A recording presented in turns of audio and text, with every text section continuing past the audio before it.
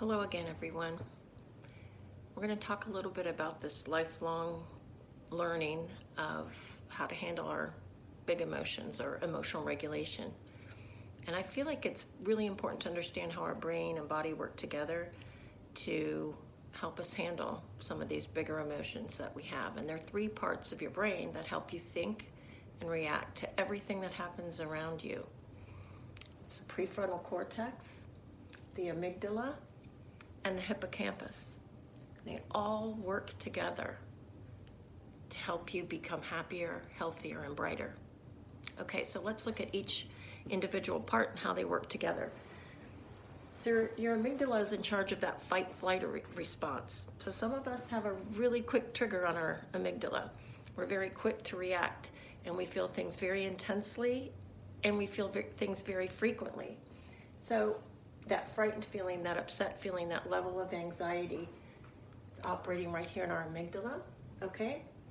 The amygdala regulates and blocks information from going to our prefrontal cortex.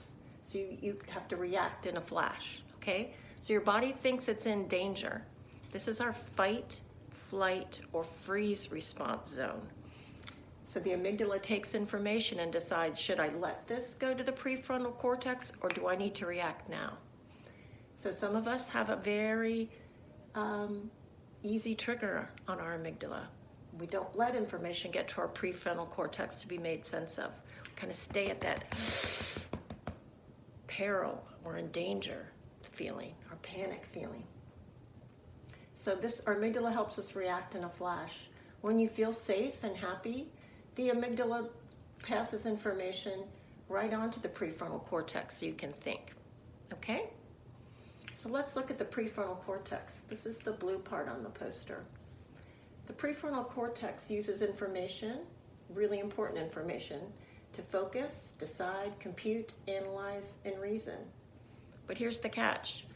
The PFC only gets information if the amygdala allows it to. And the amygdala has to be calm for information to flow to the prefrontal cortex. If we are not calm and our brain is on fire in the amygdala, we're not able to think of what tools do I need to calm down? Do I really need to be having this big reaction? Am I really in danger? So our amygdala has to be calm. And I'm going to let you in on a little secret right now. That breathing, anytime you feel stressed or that feeling that you can't really even think of tools to use to calm down, breathing is the only thing that calms the amygdala so information can flow to the brain, to the prefrontal cortex, so that you can figure out what you need to do and what decisions to make. So one deep breath, one can calm your amygdala. The power's inside you. One deep breath will calm your amygdala to let information flow to your prefrontal cortex so that you can make a choice and make a better decision and talk yourself through some of these big emotional feelings. Let's look at the hippocampus. This is kind of that green pickle. My younger kids call it the pickle. The hippocampus creates, stores, and processes all the information, facts, and memory that the PFC passes to it. So this is where you remember important information and you remember how you reacted to things. So the hippocampus is kind of like your scrapbook. So you remember things like your friends' email addresses, certain smells of things that recall memories. So this is your mind's scrapbook. It plays an important role, this loop. Information gets to the amygdala stays calm, it passes that information to the PFC, where you can really make sense of it and decide what to do with that stimulation. Information gets sent to the hippocampus so that you can remember. This poster is from the Optimistic Classroom and the Mind Up curriculum, and I really like it. You can Google it and find it and print it out yourself. But I really like it. It helps me understand why I'm feeling things so intensely.